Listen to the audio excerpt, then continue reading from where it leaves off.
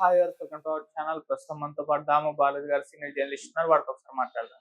Sir నమస్కారం sir. మోస్ sir Vallabhaneni Vamsi గత 2 నెలలు కూడా జైల్లోనే ఉండడం చూస్తున్నాం. అయితే అతనికి ఈ మధ్య బెయిల్ వచ్చినా కూడా ఇప్పుడు జైలు నుంచి బయటకు రాలేని పరిస్థితి ఉందంట. మరి బెయిల్ వచ్చినా కూడా జైలు నుంచి ఎందుకు బయటకి పంపించే పరిస్థితి కలగట్లేదు?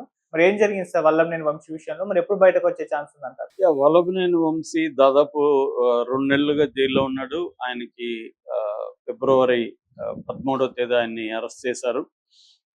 ప్రధానంగా ఆయన మీద ఉన్న కేసు ఏంటంటే Telugu Desam Mangalagiri head quarters office మీద దాడికి సంబంధించి వైసీపీ నాయకులు వల్లభనేని వంశీ అనుచరులు అక్కడ దాడి చేశారు. దాడి చేసిన తర్వాత అప్పుడు కేసు ఫైల్ చేశాడు ముదునూరి సత్యవర్ధన్ అనే అబ్బాయి. అతను అక్కడ పనిచేసే కంప్యూటర్ ఆపరేటర్గా ఉంటున్నాడు.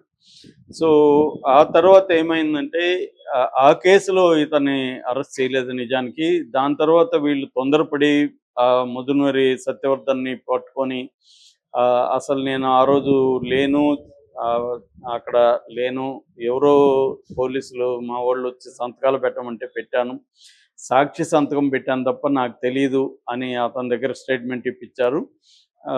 దాంతో వీళ్ళు ఏం చేశారంటే వాళ్ళ అన్నని పట్టుకొని మా తమ్ముడిని కిడ్నాప్ చేసి ఇలాగ స్టేట్మెంట్ ఇప్పించారు అని వార్త వైరల్ చేశారు. అదే రీజన్తో ఇతన్ని సత్యవర్ధన్ కిడ్నాప్ చేసి ఇతని మీద పెట్టారు. సత్యవర్ధన్ ఎస్సీ కాబట్టి ఎస్సీ ఎస్టీ అట్రాసిటీస్ యాక్ట్ కింద కేసు పెట్టడం వల్ల బెయిల్ కూడా రాలేదు.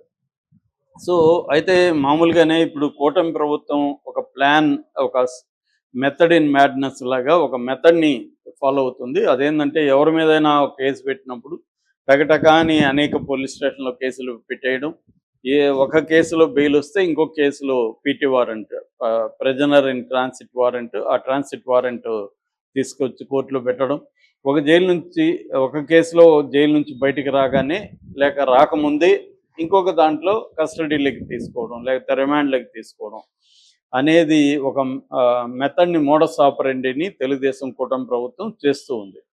ఇతని విషయంలో కూడా అదే చేసింది. వంశీ విషయంలో కూడా ఏంటంటే ఒకసారి అరెస్ట్ అయిన తర్వాత మిగతా కేసులు, పాత కేసులన్నీ తిరగదోడి వాటిల్లో ట్రాన్సిట్ వారెంట్లు పెట్టడం అనేది జరుగుతుంది. సో ఇప్పుడు ఏమైందంటే నిన్న ఇతనికి బెయిల్ వచ్చింది. వంశీకి బెయిల్ వచ్చిందని అక్కడ గన్నవరంలో వంశీ అభిమానులంతా స్వీట్లు పంచుకున్నారు, టపాసులు కాల్చారు. ఈరోజు బయటకు వచ్చేస్తున్నాడు మంగళవారం అనుకున్నారు. కానీ అతను బయటకు వచ్చే పరిస్థితి లేదు. ఎందుకు లేదంటే ఇప్పుడు అతనికి బెయిల్ వచ్చింది ఎక్కడంటే ఆత్కూరు పోలీస్ స్టేషన్లో ఇతని మీద ఒక కేసు ఉంది. 8 ఎకరాల ల్యాండ్ ఇతను కబ్జా చేస్తాడనే కేసు. ఆ కేసులో వాళ్ళు కస్టడీ పిటిషన్ వేస్తున్నారు. వేస్తుంటే ఇతను ముందస్తు బెయిల్కి కోర్టులో పిటిషన్ వేశాడు.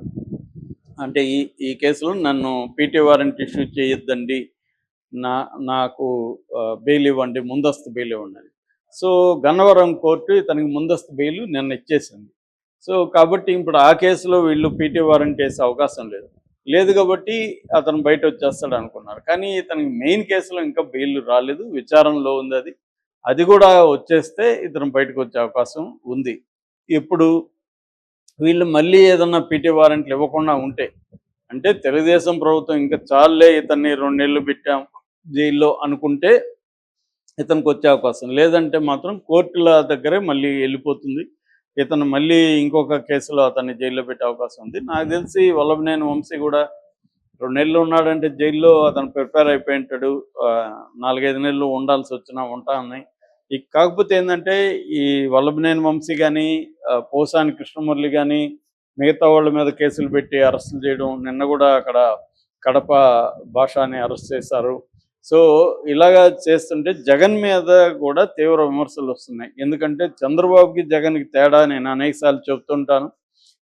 చంద్రబాబుకి ఏంటంటే వ్యవస్థలని ఎలా మేనేజ్ చేయాలి, అది కూడా ఒక లాంగ్ టర్మ్ విజన్ అనేది ఉంటుంది. వ్యవస్థలకు తన మనుషుల్ని పంపించడం, న్యాయ వ్యవస్థలకు కానీ ఇతర ఇన్వెస్టిగేటివ్ ఏజెన్సీలకు కానీ తన మనుషుల్ని ఇన్ఫిల్ట్రేట్ చేసుకుంటా వెళ్ళి వాళ్ళు పై స్థాయికి వెళ్ళే విధంగా చూసుకోవడం. అంటే అన్ని వ్యవస్థల్లో తన మనుషుల్ని ఎలా పెట్టుకోవాలి అనేది ఒకటి. అలాగే తన కులాన్ని ఎట్లా తనకు స్ట్రాంగ్గా చేసుకోవాలంటే అది కూడా ముందు నుంచి కులంలో యాక్టివ్గా ఉన్న వాళ్ళని గ్రూమ్ చేసుకుంటూ రావడం. అట్లాగే మీడియాని బలంగా తీసుకుంటా రావడం, ఇలాగా చంద్రబాబు ఏంటంటే సపోర్టింగ్ సిస్టమ్స్ని బలంగా పెట్టుకోవడం వల్ల ఆయన ప్రతిపక్షంలో ఉన్నా కూడా ఒక బిగినింగ్లో 2 ఏళ్ల పాటు జగన్ని ముప్పు తిప్పలు పెట్టగలిగాడు. Jagan almost Jagan government function కానికుండా అడ్డుకోగలిగాడు. అనేక బిల్లుల్ని, అనేక డిసిషన్ని చివరికి ఏదైనా ఒక ఆఫీసు ట్రాన్స్ఫర్ చేయాలి, ఒక ఆఫీసు ఒక దగ్గర నుంచి ఇంకో దగ్గర పోవాలంటే కూడా దాని మీద కొన్ని వందల పబ్లిక్ లిటిగేషన్ పిటిషన్లు వేయించి కోర్టుల్లో తనకు అనుకూలంగా వచ్చే విధంగా చేసుకొని చేయగలిగాడు. అక్కడ జగన్ ఫెయిల్యూర్ ఈజీగా ఉంది. ఆ తర్వాత జగన్ కొంత నేర్చుకున్నాడు. కానీ ఇప్పటికి కూడా మనం కానీ చూస్తే తెలుగుదేశం ప్రతిపక్షంలో ఉన్నప్పుడు జగన్ తెలుగుదేశం వాళ్ళని అరెస్ట్ చేయడం కోసం కొంతమంది కేసులు పెట్టి అరెస్ట్ చేస్తున్నప్పుడు చంద్రబాబు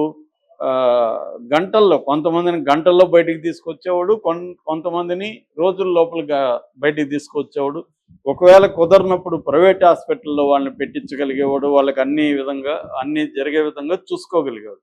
మనం ఫర్ ఎగ్జాంపుల్ మనకి రఘురామకృష్ణరాజు విషయంలో కావచ్చు, తర్వాత అచ్చెన్నాయుడు విషయంలో కావచ్చు, ఇంకా చాలా కేసులు ఉన్నాయి.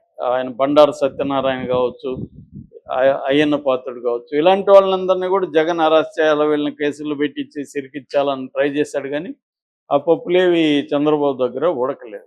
కానీ ఇప్పుడు చూస్తే జగన్ ఆ పని చేయలేకపోతున్నాడు. జగన్ ఎంతసేపు ఇక్కడ కింది స్థాయిలో లాయర్లను పెట్టించి ట్రై చేయడం తప్ప జగన్ నేషనల్ లెవెల్లో లాయర్లను దించడం కానీ, సుప్రీంకోర్టు వరకు వెళ్ళి తలుపు తట్టడం కానీ, ఇవన్నీ జగన్ అనేది చేయలేని పరిస్థితి. అంటే దాని మీద స్పెండ్ చేయాలి డబ్బులు. ఒక్కరోజు నువ్వు అనుకున్నప్పుడు వ్యవస్థ తయారు కాదు, నువ్వు ముందు నుంచి ఆ ప్లాన్ ఉండాలి. జగన్ కూడా ఇప్పుడు రాజకీయాల్లోకి వచ్చి 10-15 సంవత్సరాలు అవుతుంది. కానీ ఈ నెట్వర్క్ బిల్డప్ చేసుకోవడంలో జగన్ ఫెయిల్ అయ్యారు. జగన్ అనే కాదు, ఇక్కడ కేసీఆర్ అన్న ఫెయిల్ ఆ విషయంలో. రేవంత్ రెడ్డి ఇప్పుడు చూస్తున్నాం ఎన్ని ఇబ్బందులు పడుతున్నాడు. నాకు తెలిసి ఇంకెవరికీ లేదు, చంద్రబాబు మాత్రమే. అందుకనే ఆయన విజనరీ అనేది తను సేఫ్గా ఉండాలంటే ఆయన సిస్టమ్ని చిన్నప్పటి నుంచి ఈ వ్యవస్థ ఎలా ఫంక్షన్ అవుతుంది, దీంట్లో లీగల్ క్రిమినల్ జస్టిస్ సిస్టమ్ ఎలా ఉంటుంది, పొలిటికల్ సిస్టమ్ ఎలా ఉంటుంది, ఇవన్నీ అర్థం చేసుకున్నాడు ఆయన. అందుకని ఆయన ఇతర పొలిటికల్ పార్టీలో కూడా తన మనుషులను పెడతా వస్తాడు. ఆ ఇతర పొలిటికల్ పార్టీలో కూడా తన మనుషులు అవసరమైనప్పుడు తనకి పనికొస్తాడు అన్నమాట. ఒక వెంకయ్య నాయుడు బీజేపీలో ఎప్పటి నుంచో ఆయనకి హెల్ప్ చేయడం, అలాగా ప్రతి దగ్గర కూడా ఆయన కులం కూడా బ్రహ్మాండంగా ఉపయోగపడింది. ఆ కులంలో ఉండే ఒక ఐక్యత కూడా ఆయనకి బాగా ఉపయోగపడింది. ఇలాగా ఇది జగన్ ఫెయిల్ అయ్యాడు. జగన్కి సొంత కులం తన వైపు అండగా లేదు, కేడర్ అండగా లేదు, వ్యవస్థల్లో తన మనుషులు లేరు. ఈ మీడియా తనకి చంద్రబాబు మీడియాతో పోలిస్తే Jagan media very very weak. ఈ విషయాలు ఇప్పుడు అవుతుంది. మనకి అధికారంలో ఉన్నప్పుడు ఏవి తెలియదు, కానీ అధికారంలో లేనప్పుడే నీకు సపోర్ట్ సిస్టమ్స్ వాల్యూ తెలుస్తుంది. ఇది ఇప్పుడు వల్లభనేని వంశీ ఇలాంటి వాళ్ళని జైల్లో పెట్టినా, పోసాని పెట్టినా నెలల తరబడి వాళ్ళు ఉండడానికి కారణం ఏంటంటే జగన్ అసమర్థత క్లియర్గా. ఎందుకంటే ఏ ప్రభుత్వాలైనా ఇలాగే అరెస్ట్ చేస్తాయి, దీంట్లో కొత్త విషయం లేదు. చంద్రబాబు ప్రభుత్వం జగన్ చేసిన హరాస్మెంట్ కంటే ఒక 50% ఎక్కువ చేయడానికే ట్రై చేస్తుంది. మళ్ళీ జగన్ వస్తే మళ్ళీ చేస్తాడు. అతనేమి నీతివంతుడు కాదు, లేకపోతే వీళ్ళేమి నీతివంతులు కాదు. ఎవరైనా ఇక్కడ ఇవాళ ఉన్న రాజకీయ మోడల్లో ఏంటంటే ప్రతిపక్షాలని చంపేసి పొలిటికల్గా తాము నిలబడాలా, లేకపోతే తాము ఎదగాలనేది ఇవాళ మోడల్. అది బీజేపీ అయినా అదే చేస్తుంది, కాంగ్రెస్ అయినా అదే చేస్తుంది. కాంగ్రెస్ రాష్ట్రాల్లో ఇప్పుడు ఇక్కడ బీజేపీ అవినీతికి, లేకపోతే బీజేపీ ఇట్లా ఇన్వెస్టిగేటివ్ ఏజెన్సీలని దుర్వినియోగం చేయడం పట్ల కాంగ్రెస్ నేషనల్ వైడ్గా పోరాడుతుంది. ఇక్కడేమో చూస్తే బీజేపీ కంటే ఘోరంగా రేవంత్ రెడ్డి బిహేవ్ చేస్తాడు. దాన్ని మళ్ళీ కంట్రోల్ చేయరు రాహుల్ గాంధీ. ఇదే హిపోక్రసీ అని టైటిల్ పెట్టి చేస్తున్నారు. కాబట్టి ఇవాళ ఒక రాజకీయ నాయకుడు ప్రతిపక్షంలో ఉన్నా కూడా నిలబడాలంటే అతను సపోర్ట్ సిస్టమ్స్ని డెవలప్ చేసుకోవాలి లాంగ్ టర్మ్. మినిమం అది జగన్ ఆ విషయంలో ఫెయిల్ అయినారు. దాని ఫలితం ఇప్పుడు జగన్ పార్టీలో అనేక మంది అనుభవించడం మొదలైంది, ఇంకా పెరుగుతుంది. Okay sir, thank you so much sir.